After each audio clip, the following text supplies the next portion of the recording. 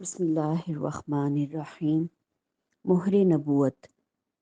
احادیث سے پتہ چلتا ہے کہ رسول خدا صلی اللہ علیہ وسلم کی پشت پر دونوں شانوں کے درمیان مہر نبوت تھی۔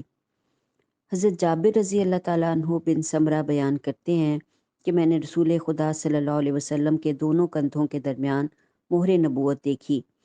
وہ سرخ رنگ کی رسولی جیسی تھی اور کبوتری کے انڈے کے برابر تھی۔ یہ شمائل ترمذی کی روایت ہے۔ شمائل ترمذی میں ایک حدیث بیان ہوئی ہے جس کے ایک حصے میں مہر نبوت کا ذکر ہے جو درج ذیل ہے۔ حضرت عبداللہ رضی اللہ تعالی عنہ بن سرجس بیان کرتے ہیں کہ میں رسول خدا صلی اللہ علیہ وسلم کی خدمت میں حاضر ہوا۔ آپ صلی اللہ علیہ وسلم اس وقت اپنے اصحاب کے مجمع میں تھے۔ میں نے آپ کے پیچھے اس طرح چکر لگایا۔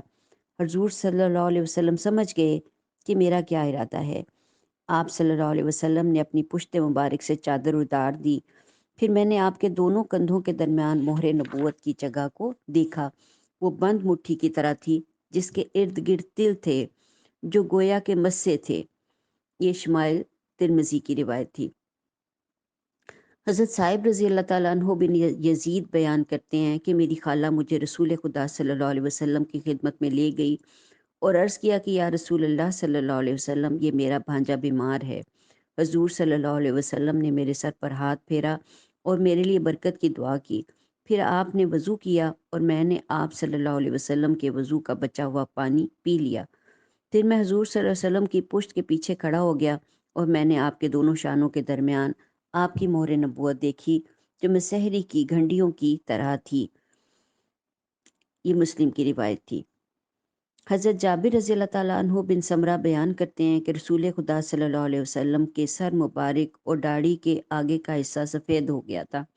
جب آپ تیل لگاتے تو یہ سفیدی ظاہر نہ ہوتی اور جب سر کے بال پراگندہ ہوتے تو سفیدی ظاہر ہوتی۔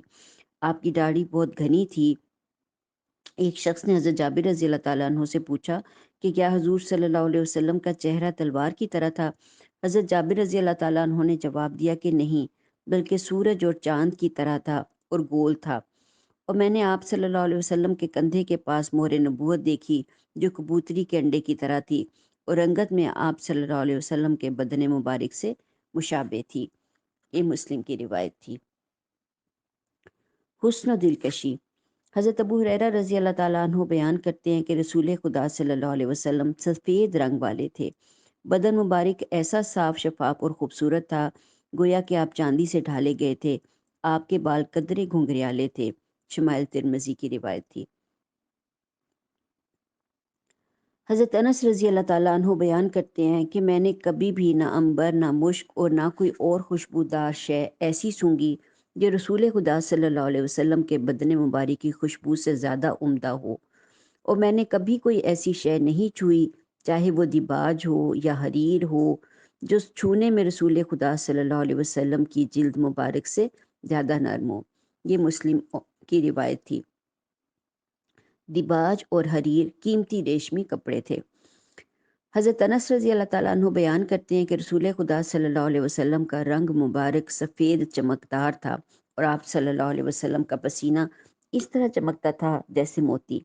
جب آپ چلتے تو آگے جھکتے ہوئے زور ڈال کر چلتے، اور میں نے کوئی دیباج یا حریر ایسی نہیں چھوئی جو رسول خدا صلی اللہ علیہ وسلم کی ہتھیلی مبارک سے زیادہ نرم ہو، اور کوئی مشک یا عنبر ایسا نہیں چھوا جو رسول خدا صلی اللہ علیہ وسلم کے جسم مبارک کی خوشبو سے زیادہ عمدہ ہو۔ یہ مسلم کی روایت تھی۔ حضرت جابر رضی اللہ تعالیٰ عنہ بن سمرہ بیان کرتے ہیں کہ میں نے رسول خدا صلی اللہ علیہ وسلم کے ساتھ ظہر کی نماز پڑھی۔ پھر حضور صلی اللہ علیہ وسلم اپنے اہل خانہ کی طرف تشریف لے جانے کے لیے نکلے اور میں بھی آپ صلی اللہ علیہ وسلم کے ساتھ نکلا۔ سامنے سے کچھ بچے آپ کو ملے تو آپ ایک ایک کر کے ان میں سے ہر ایک کے رخساروں پر ہاتھ پھیرنے لگے، اور میرے بھی رخسار پر ہاتھ پھیرا تو میں نے آپ کے ہاتھ میں وہ ٹھنڈک یا خوشبو پائی گویا آپ نے اسے عطار کے ڈبے سے نکالا تھا۔ یہ مسلم کی روایت تھی۔ حضرت انس رضی اللہ تعالیٰ عنہ بیان کرتے ہیں کہ میں نے 10 سال رسول اللہ صلی اللہ علیہ وسلم کی خدمت کی۔ آپ صلی اللہ علیہ وسلم نے کبھی مجھے اف بھی نہ کہا۔ جب میں نے کوئی کام کیا تو آپ نے کبھی نہ فرمایا کہ تو نے یہ کیوں کیا۔ اور جب میں نے کوئی کام چھوڑ دیا تو آپ نے کبھی یہ نہ فرمایا کہ تو نے اسے کیوں چھوڑ دیا۔ اور رسول خدا صلی اللہ علیہ وسلم لوگوں میں سب سے زیادہ اچھے اخلاق والے تھے۔ میں نے کبھی کوئی خز یا کوئی حریر یا کوئی اور شے نہیں چھوئی جو رسول خدا صلی اللہ علیہ وسلم کی ہتھیلی سے زیادہ نرم ہو، اور میں نے کبھی کوئی مشک یا کوئی عطر ایسا نہیں سونگھا جو رسول اللہ صلی اللہ علیہ وسلم کے پسینے سے زیادہ خوشبودار ہو۔ یہ ترمذی کی روایت تھی۔ خز اون ملے ریشم کو کہتے تھے اور حریص خالص ریشم کو۔ حضرت جابر رضی اللہ تعالیٰ عنہ بن سمرہ بیان کرتے ہیں کہ رسول اللہ صلی اللہ علیہ وسلم کی پنڈلیاں کچھ باریک تھیں، اور آپ صلی اللہ علیہ وسلم ہنستے تو صرف تبسم فرماتے، اور میں آپ کی طرف دیکھتا تو خیال کرتا کہ آپ سرما لگائے ہوئے ہیں، حالانکہ آپ صلی اللہ علیہ وسلم نے سرما نہیں لگایا ہوا ہوتا تھا، بلکہ آپ کی آنکھیں قدرتی طور پر سرمگی تھیں۔ یہ شمائل ترمذی کی روایت تھی۔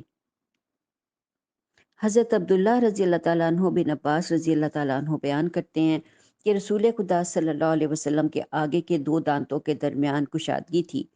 جب آپ صلی اللہ علیہ وسلم گفتگو فرماتے تو آپ کے اگلے دانتوں کے درمیان سے ایک نور سا نکلتا نظر آتا۔ یہ شمائل ترمذی کی روایت تھی۔ حضرت حارث رضی اللہ تعالیٰ عنہ بن عمرو سہمی بیان کرتے ہیں کہ میں رسول خدا صلی اللہ علیہ وسلم کے پاس آیا جب آپ منا یا عرفات میں تھے، اور لوگ آپ صلی اللہ علیہ وسلم کے ارد گرد پھر رہے تھے۔ عرب دیہاتی آتے تھے اور جب آپ صلی اللہ علیہ وسلم کے چہرہ مبارک کو دیکھتے تو کہہ اٹھتے کہ یہ برکت والا چہرہ ہے۔ یہ ابو داؤد کی روایت تھی۔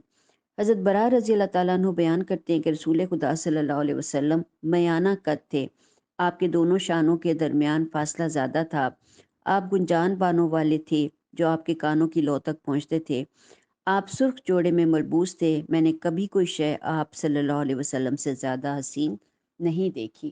یہ مسلم کی روایت ہے۔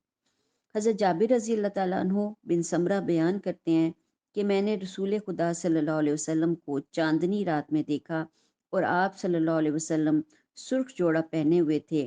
میں کبھی آپ صلی اللہ علیہ وسلم کی دیکھتا اور کبھی چاند کی طرف، تو آپ صلی اللہ علیہ وسلم مجھے چاند سے زیادہ خوبصورت معلوم ہوتے۔ شمائل ترمذی کی روایت۔ ابو اسحاق بیان کرتے ہیں کہ کسی شخص نے حضرت برا رضی اللہ تعالیٰ عنہ بن عازب سے پوچھا کہ کیا رسول اللہ صلی اللہ علیہ وسلم کا چہرہ تلوار کی مانند تھا؟ انہوں نے جواب دیا کہ نہیں، بلکہ چاند کی مانند تھا۔ شمائل ترمذی کی روایت۔